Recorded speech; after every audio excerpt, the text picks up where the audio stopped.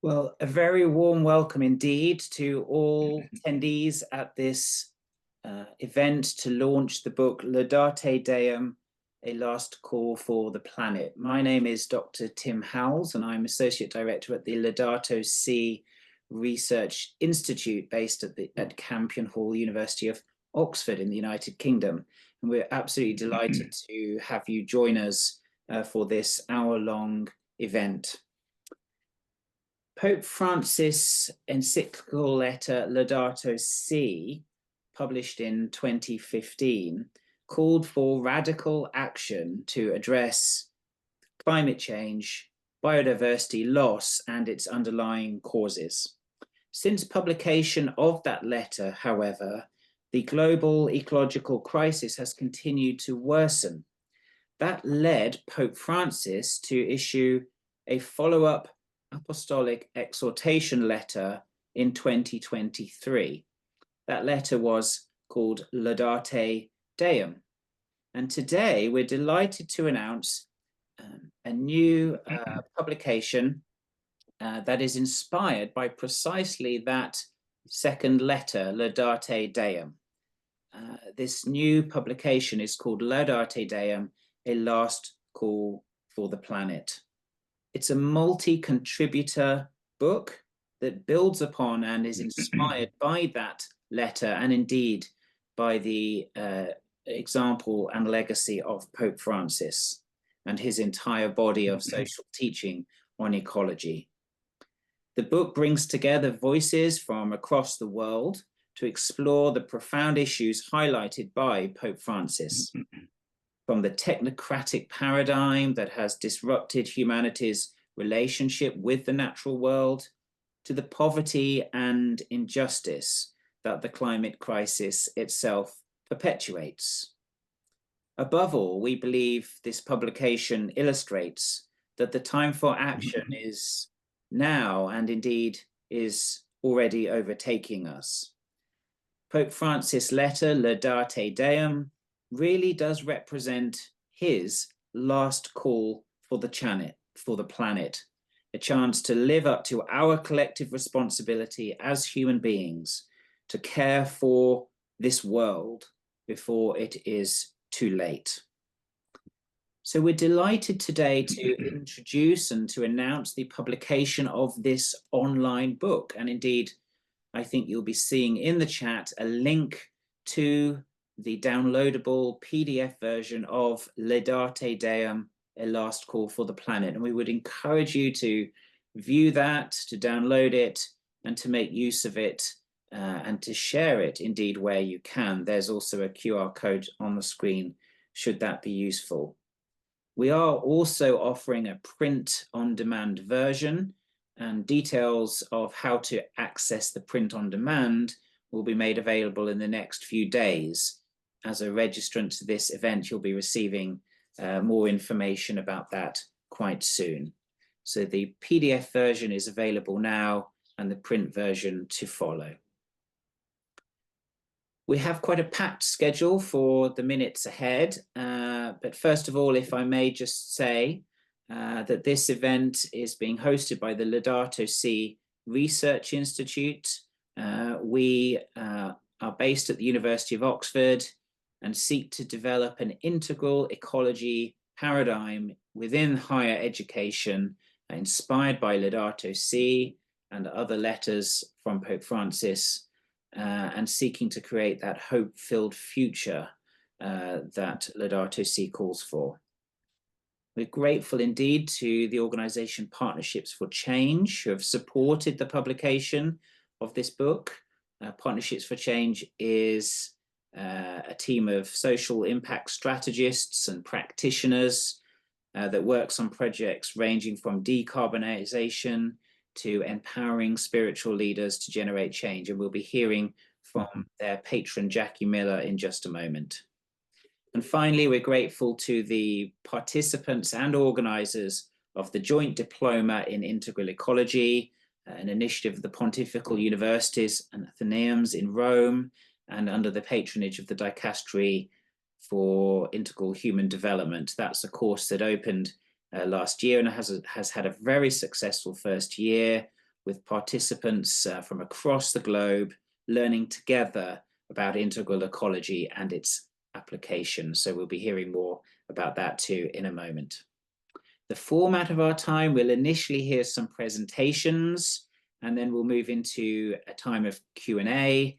There is a Q&A function on your screen, and I'd be encouraging you to be thinking about and writing in your questions in the minutes that follow. But I'll hand over now to Reverend Professor Joshtrom Kureethadam from the Pontifical Salesian University in Rome. Father Josh has been a core leader of this particular project, and it's been a great privilege to work with you, Father Josh. So I'll hand over to you now to say a few things about this book in particular. Yeah, thank you very much, Tim. Good morning, good afternoon, good evening to everyone. It's my joy and pleasure to welcome all of you to the launch of our publication, Laudate Deum, a last call for the planet. And we are indeed delighted that so many of you have joined us today. We would like to welcome all of our speakers, Professor Celia, Deane Drummond, Professor Veerabhadran Ramanathan, and Dr. Mary Evelyn Tucker. We would also like to welcome all of you, dear participants. Allow me to thank in a very special way the Laudato Si Research Institute in Oxford for hosting this event, and Tim House, Harriet David, and Tobias Thornes for their help with the book. We would also like to thank Partnership for Change in San Francisco, Jackie Miller and Andrew Michael, for sponsoring its publication. Please allow me to remember one person in particular today, our beloved Pope Francis. 10 years ago, he gifted us the landmark encyclical letter Laudato Si, in which he invited us to listen to the cry of the earth and the cry of the poor. What I found most striking about Pope Francis was that he was one of the few leaders who understood the gravity of the crisis facing our common home, and he was really concerned about it. I can still vividly remember the morning that we spent with Pope Francis filming the documentary movie, The Letter. I'm sure some of you have seen it. On that occasion, he shared with us his own ecological conversion, born out of his first-hand experience of the suffering of poor communities in the Amazon and elsewhere due to the climate crisis. As I said, Pope Francis was genuinely concerned about the climate crisis. In 2018, he spoke of a climate emergency at a meeting we organized for oil company executives at the Vatican. His most emphatic statement on the climate crisis was the 2023 apostolic exhortation, Laudate Deum, in which he wrote, "With the passage of time, I have realized that our responses have not been adequate. While the world in which we live is collapsing and may be nearing the breaking point," very, very strong words. However, unfortunately, Pope Francis' timely warning was largely ignored, both within and outside the church. His prophetic words proved uncomfortable for many. In fact, unlike Laudato Si, Laudate Deum did not receive much attention. And this was the rationale that led us to come up with this publication. As Tim already mentioned, the book had its origin in a conference on Laudate Deum organized as part of the course on integral ecology offered by the Pontifical Universities in Rome. Through this book, and I will conclude here, we want to resonate and amplify Pope Francis' prophetic message that Laudate Deum is indeed a last call for our planet, which is crying out alongside the poor. Time is running out. We need to act. This was how this book was born. You will hear more about the book in the course of our webinar. Welcome, and thank you for joining us today. Laudate Deum. Praise God. Thank you. Thank you, Father Josh. That's a wonderful introduction. I'm going to hand over immediately now, if I may, to Jackie Miller, who is the CEO and founder of Partnerships for Change. Jackie, over to you for a few words. Greetings, and I'm grateful to be here. And I'm so honored to be here with all the esteemed scholars, advocates, and guardians of our common home. I appear before you in the Laudato Si Research Institute at Oxford, humbled and inspired by the launch of the Laudate Deum, the last call for the planet, a clarion call from the late Holy Father, Pope Francis. This concise, evocative, and deeply personal message pierces the heart, urging us to accelerate radical environmental transformation through the most powerful voices on earth, and also the most powerful voices from nature, from the oceans, for trees, mycelium, soil, and all sentient beings. Pope Francis reminds us in Laudate Deum that we have sinned against our planet, fouling our nest with greed and cognitive dissonance and a mind virus that blinds us to the cry of the poor and the cry of the earth. They lack the eyes to see and the ears to hear and the heart to feel the pain. Today, we humbly ask for forgiveness from the oceans choked with plastic, the trees felled without reverence, the soil degraded, and the air poisoned. We must amplify the voices from ants to elephants through interspecies communication, recognizing the sentience and the right to thrive. My personal journey, after 5 battles with cancer and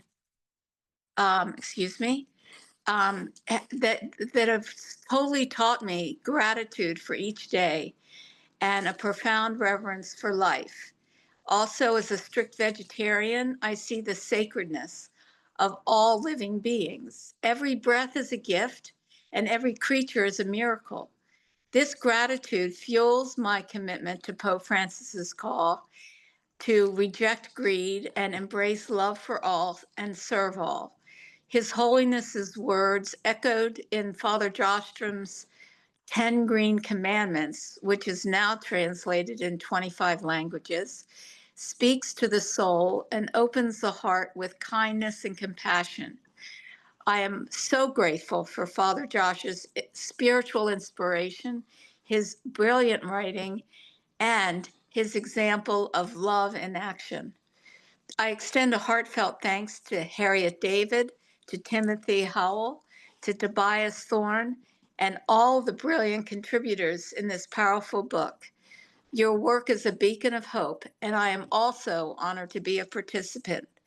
You all have done so much, and I have done so little, and yet I am privileged to play a small role on this vast stage alongside of all of you. The future lies in creating a world that works for everyone, a world of trust, kindness, and ecological justice. Laudate Deum is our last call to act, so I urge you to listen to the earth's cry and to seek forgiveness from all living beings. I am sincerely grateful, and I hope that whether we plant a tree or reduce our carbon footprint or advocate for policy change and amplify the voices, let us build a world where every being thrives and we're united in love and gratitude. Thank you, and may we answer this call together. Thank you very much. Thank you very much, Jackie. And just as a final preliminary, as it were, before we move on to the scholars who have contributed chapters, I'd like to invite Dr. Tobias Thornes. Tobias is a colleague of ours here at the University of Oxford. He's actually a physicist who specialized in atmospheric science and weather forecasting in his own doctoral work. And Tobias, you're on a new journey now, aren't you, towards very imminently ordination as a priest in the Church of England. So we've been very grateful for your work and invite you to say a few words now on the book, Tobias. Thank you. Yes, well, first of all, just to say how wonderful it's been to work with all the contributors to this book. There's been such a wide range of people from all around the world, from different backgrounds, some of them more academic, some of them on the ground working with the actual people who are being most affected by the climate crisis. And I think that message of the injustice of climate change and the way in which it is most affecting the world's poorest is really something that comes out quite clearly in the final work that we have. And yes, I give great thanks to all of them for working so well in terms of producing their work in a timely manner, enabling everything to be brought together. And my job was basically to assemble together all of these wonderful pieces of writing from these different contributors and to have the pleasure of reading them all and making edits so as to bring them together into the one work that we have now completed. And hopefully we'll soon have a printed copy of, which is the last little thing that I'm working on at the moment. So yes, as Tim mentioned, I am currently an ordinand in the Church of England, hopefully, God willing, soon to be a deacon. And I think that one of the things I have been impressed by as well is the ecumenical nature of this work, something that I think Pope Francis himself would be very happy about, the way in which it has also brought together people from different traditions within the church as we unite behind a common concern for creation and stewarding the earth that God has made. And I think that the same message that he gave in Laudato Si and Laudate Deum is in all of our hearts. And from what we've been writing and saying to one another, I think it's very clear that we're all united in this one particular endeavor to change the way in which humanity currently treats the natural world, if you like, and move towards a more reverential way of doing things. And yes, that's really what's inspired me as a physicist in terms of working with climate change, and now in my ministry in the church going forward. I hope and pray that I will be able to carry on stressing this message of the need to care for our common home. And it's been really inspiring for me, and I think for many other people who will read this book, to read all of the things that have been said within it, all of the contributions that have been made.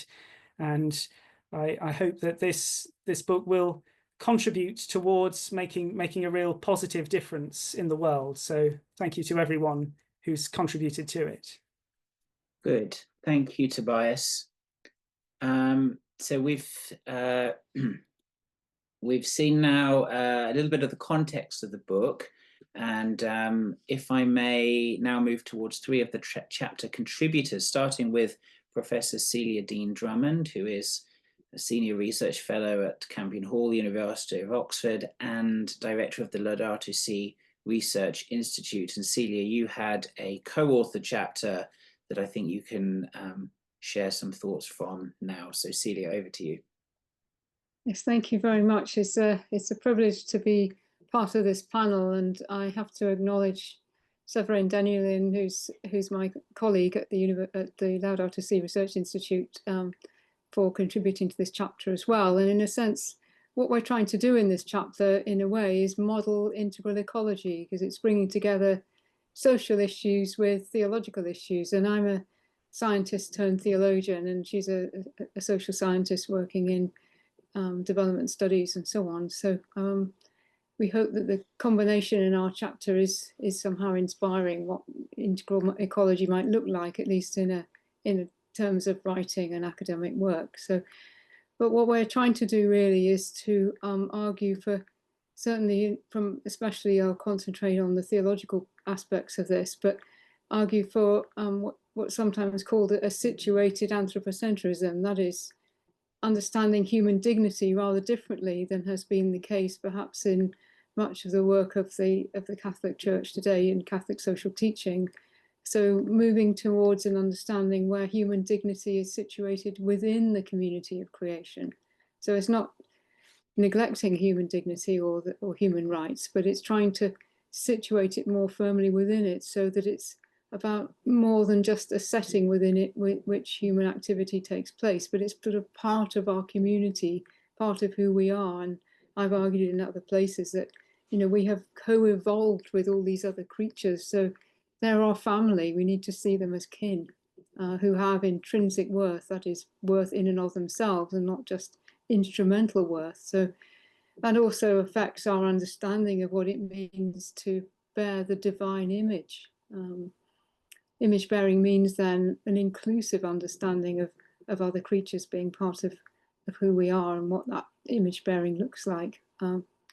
And we've concentrated quite a lot on integral ecology in this chapter and working out what that is in relation to the technocratic paradigm, that is opposing the technocratic paradigm that Pope Francis was so keen to resist, really, because he believed, and of course this is still very valid, that science and technology, once they replace our moral and theological framework, become problematic.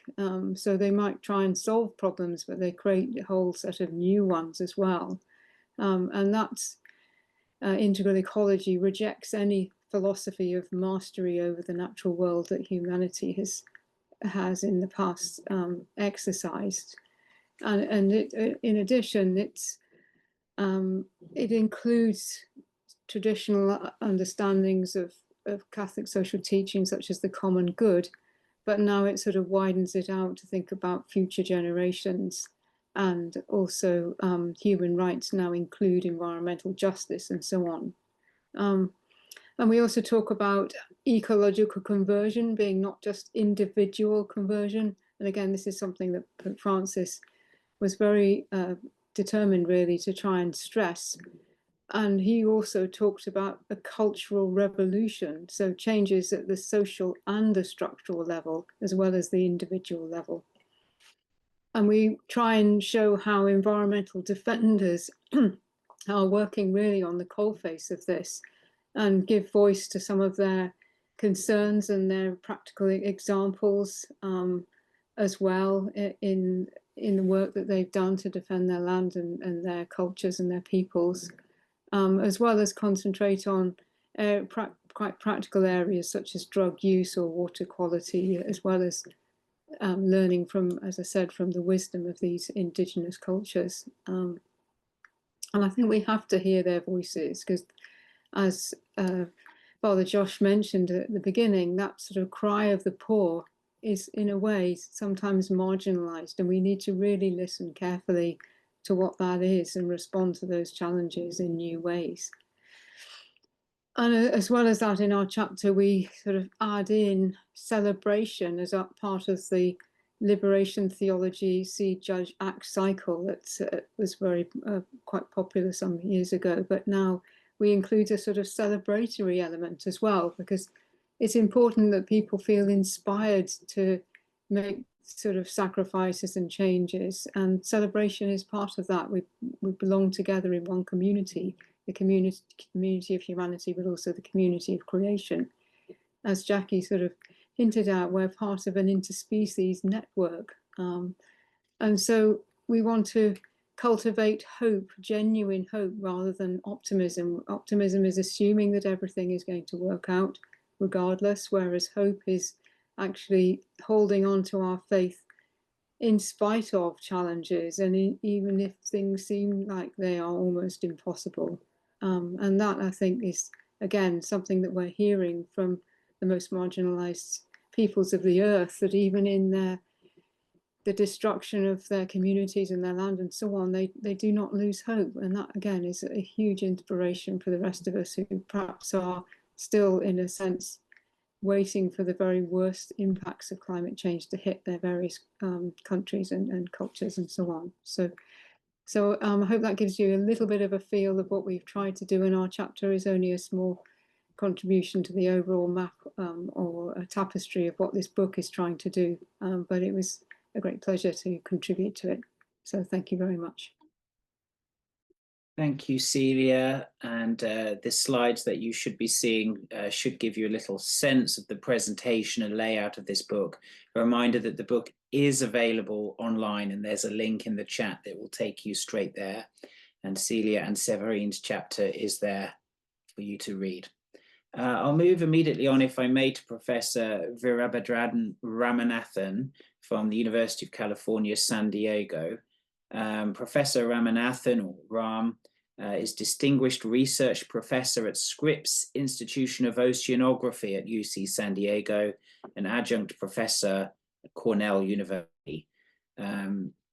His work, his groundbreaking research has included discovering the greenhouse effect of CFCs, climate effects of atmospheric brown clouds, and developing innovative methods to track pollution using unmanned aerial vehicles. And Ram is a council member of the Pontifical Academy of Sciences in Rome, and I know you have got some projects ongoing there too. So Ram, we're delighted to have you as a contributor to this book, and I'll hand over to you now for a few thoughts on your chapter. Can you hear me? Yes. Yes. Thank you very much, Professor Howells, and I'm very grateful to Father Joshtrom for inviting me to be part of this incredible effort. I started my work in climate science exactly 50 years ago. Around this time was my first paper published. I have seen and read and participated in numerous reports, books, and peer-reviewed journal papers. With that knowledge, I want to give you what is unique about Laudato Si and Laudate Deum. Between the two books, they capture for the first time, this is just my opinion, first time, the human dimensions of the climate change problem. Till then, it was always some mythical person there destroying the environment. Pope Francis connected the two. Not only we were impacting the environment, but we are suffering from our own actions. It captured both of that. And the brilliant concept was integral ecology. And it had a huge impact on the two Pontifical Academy of Sciences. There are two academies, Pontifical Academy of Sciences for natural scientists, and then Pontifical Academy of Social Sciences for social scientists. And we report directly to the Holy Father. And the members are chosen just on scientific merit, not on religious beliefs. In fact, scientists of all religions are part of that academy, which I find it incredible. I don't think there is any parallel to that. So that is where the science and religion can interact to benefit society. So my chapter was focused on that, a new initiative by the two Pontifical Academies. And this initiative is called From Climate Crises to Climate Resilience. That's the title of my chapter, and that's the title of the initiative. I was intimately involved in that initiative over the last 15 years. It was just not a flash in the pan. It took us 15 years of summits, meetings to come to that stage. What is that stage? That we, the society at large, I don't think have taken the actions needed to stop the climate change issue. It's still warming. The emissions are increasing. So we came up with the idea that what we need to do is make people climate resilient. So I'll just conclude with that. So I start with three questions. First is, who is responsible for the climate crises? I was motivated to ask the question by the statement Pope Francis made in one of our meetings. He comes to our meetings and we brief him at the end of each of our meetings. We hold one or two meetings a year. And he said, today, no one in our world feels responsible. We have lost a sense of responsibility for our brothers and sisters. And I answered that by saying everyone is responsible. All of us consume natural resources for our survival and for activities that contribute to our well-being. Just to give you a personal example, I grew up in a small village in India. I could have never come to the US or traveled anywhere without the help of fossil fuels. So while they have become the villain for the climate change, those fuels helped us get us where we are. But some are more responsible than others. This is what I briefed Pope Francis in 2014, a year before he wrote the encyclical. I think of the humanity as belonging to three buckets. First is the top wealthiest 1 billion. They contributed more than 50 to 60% of the heat trapping pollution. Okay. Contrast that with the bottom 3 billion. Bottom is not a pejorative term, just in the energy ladder and the economic ladder. This 3 billion contribute less than 10% to the pollution. We think of, oh, the poor are polluting the planet. No, it's us who are polluting the planet, which is causing the warming. And what is sad is that 75% of the disasters or experience or inflicting pain on the poor. And this is what Pope Francis, as Father Joshtrom said, captured brilliantly in Laudato Si. We should hear the cry of the earth with the cry of the poor. Okay. And we are not taking much action. Some actions are being taken. If we continue along this path, let's say another 15 years, the cost of that to the society is going to be close to $178 trillion. It's not coming from me, it's coming from economic experts. So it has to take actions. So the question then I asked in the second question is there still time to protect people and nature from catastrophic impacts? Absolutely, yes. But it's going to take a new approach where the current, you see, we call a scientist disciplinary and interdisciplinary. That's what we've been doing last 50 years and writing reports, hoping somebody out there is reading it and taking actions. Now we feel what we need is transdisciplinary approach, where scientists and the public need to directly impact, particularly mayors and governors at the local levels. So far, climate negotiations are done by the top of the nation, which is important, but the suffering and the actions to heal that suffering happens at the city and the governor level. Okay, so we call for a transdisciplinary approach, and with Pope Francis's sponsorship, we held a summit in 2024, bringing in mayors and governors from around the world. And it was I was just deeply touched how much respect he is held. We didn't have to beg anyone to come. As soon as people wanted to join us, Mayor of Paris, Mayor of London, Governor of California, and we were able to get from around the world. And so what we did is that we proposed a new approach. That approach is, we call it climate resilience, and it should be built on 3 pillars. Mitigation, bring down the emissions to cut down the risks. They are coming down, not as fast, but they are coming down. I don't want to paint a grim picture. The second is adaptation. And at least over the next 25 years, just by the sheer inertia in the oceans, the land, the atmosphere, our forests, this warming we have let loose on the planet will continue for another 20, 25 years, even if we brought the emissions to zero today. Okay?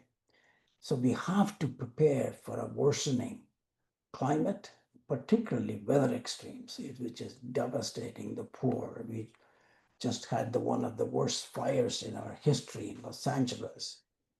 Los Angeles already has so many homeless, and many people are still suffering. Okay, so adaptation.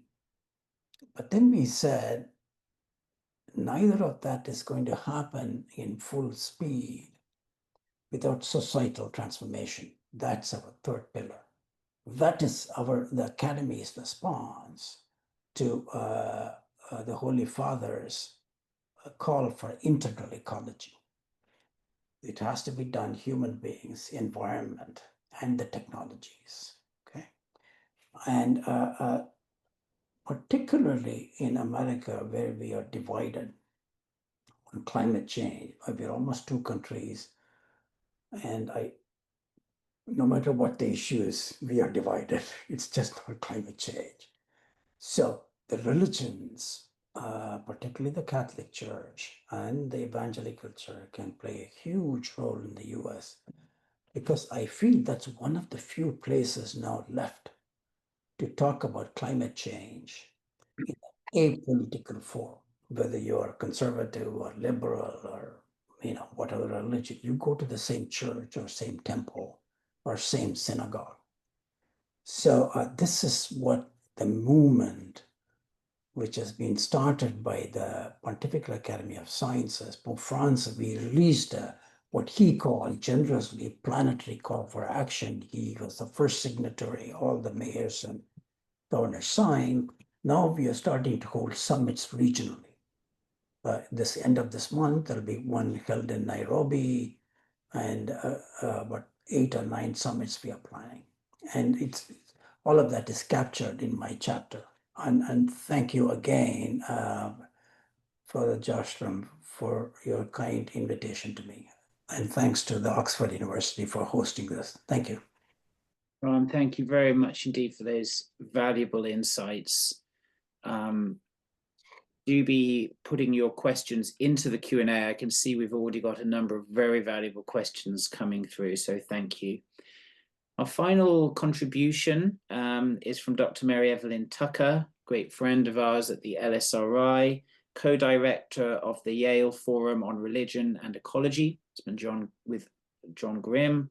And Mary Evelyn, you've organized 10 conferences on world religions and ecology at Harvard. You've been series editor for 10 resulting volumes. Your book list is significant and is available actually on the event webpage for all our contributors, if that's useful. And you've served on the International Earth Charter Drafting Committee. So much scholarly and practitioner experience to bring. So I'll hand over to you now for your insights into your chapter in this book. Thank you. Thank you so much, Tim, and all my co-panelists and presenters, and Jackie, your wonderful call to the sentience of all life and all creatures. I just love that. We're actually going to lift up a Living Earth Community website exactly on that point. But I want to begin and pick up from Ram's superb points, and that in '92, there was a warning to humanity by the Union of Concerned Scientists, and 1,700 scientists, including many Nobel laureates, signed that. And they called for a change in stewardship of the earth and the life on it. It's required if vast human misery is to be avoided, just as Ram was saying. A second warning came out 25 years later in 2017. 15,000 scientists signed it. It was the most article signed by any scientist. And this work has been going on a long time, which is the value of Laudate Deum And the value of what Ram has just outlined, the contribution of scientists, IPCC reports, etc., is extraordinary. And Laudate Deum raises this with a sense of tremendous urgency and very critical about denial, clearly, and lack of action, even with the COPs and the U.S. role, which we all know is very problematic. So technical solutions are not sufficient. We know the poor and vulnerable are those suffering the most. I grew up in Catholic social justice background. This is so important. But the Pope calls us to intergenerational responsibility. I like to say to my students, an intergenerational handshake is what we offer. They love that for some reason. But the call for international cooperation is so clear in this statement. So the response then, that's the message, is clear. The response is that moral and ethical voices and action are needed. And again, I pick up from Ram's last point. Ecological conversion is needed, educational awareness, and Ram did a whole course through the UC systems on climate change that I participated in with him. The Jesuit universities are putting forth Laudato Si in their curriculum, and Teilhard, the great Jesuit, would appreciate this with his powerful and compelling vision of a sacred evolutionary process. We have resources here to bring forth, and inspiration that Celia pointed out so clearly. So Laudate Deum and Laudato Si, while directed to Catholics and Christian communities, it's an urgent appeal to people of faith, as the Pope puts it, to respond, namely the world's religions. And this is absolutely critical. So part of the response, as Tim kindly mentioned, has been the work of literally thousands of people working with the Yale Forum on Religion and Ecology, including those Harvard conferences and so on, with the volumes and online classes. But I want to say that Bill McKibben, one of our great climate activists, said Laudato Si is the most important document of the 21st century.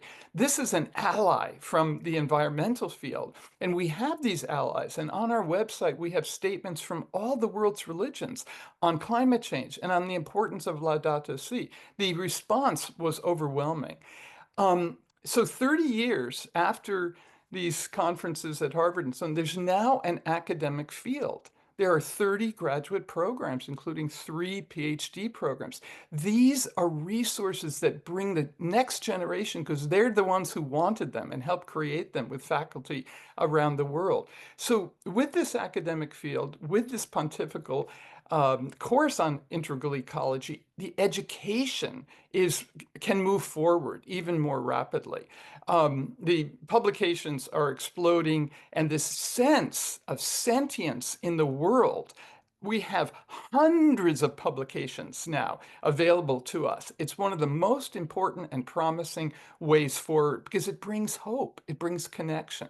So we have then shared values from the world's religions that we were able to articulate through these conferences, again, with the help of many, many people.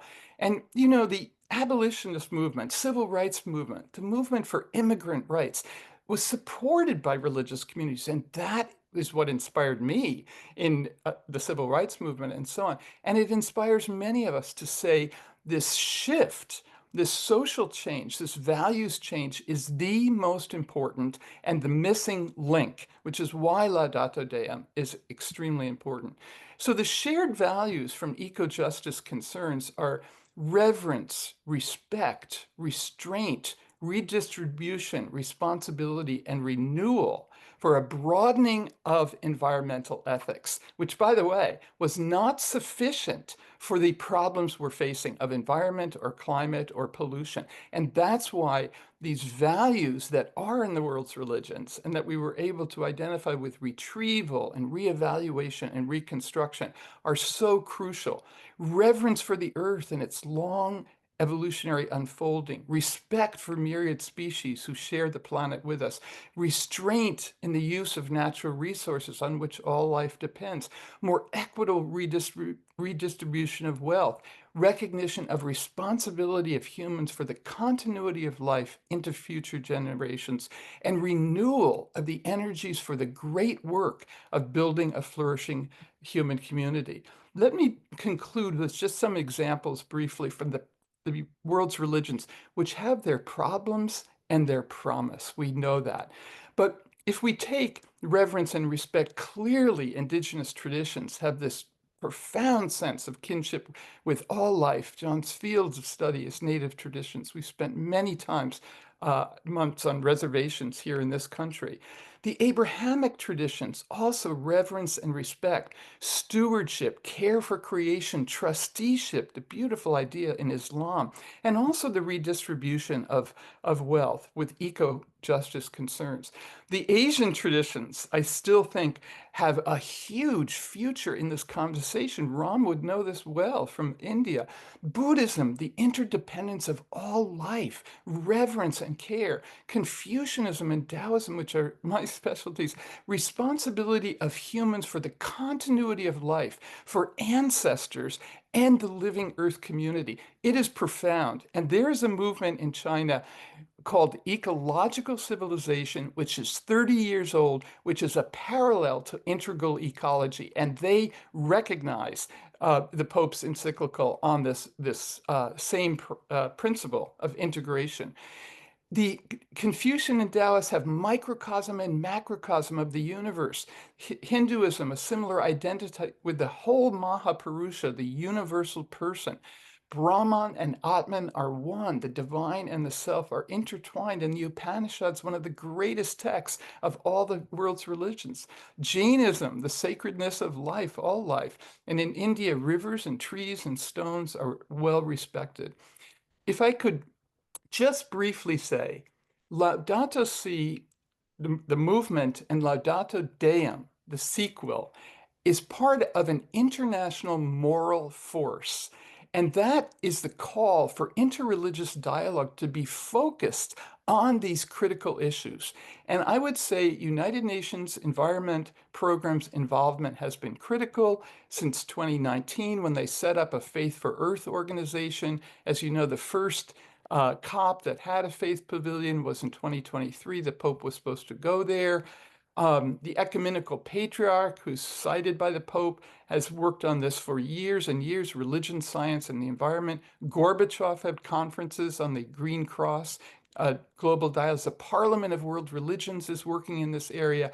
And I'm going to conclude with, of course, the Earth Charter, which is mentioned in Laudato Si. This is the 25th anniversary of the Earth Charter, and there'll be a conference in The Hague. This is a declaration of interdependence, which is what we need, of ecology, of justice, and peace. And it's mentioned in Laudato Si. The prologue brings science and spirituality together. Humanity is part of a vast evolving universe. Earth, our home, is alive with a unique community of life. How profound, how beautiful. So to conclude, I want to just quote two sentences from Laudato Deum, because these two, Laudato Si and Laudato Deum, bring together this international moral force that's been bubbling and emerging, and it brings it together in very special ways, partly because of the elegance of the language and the passion of these documents.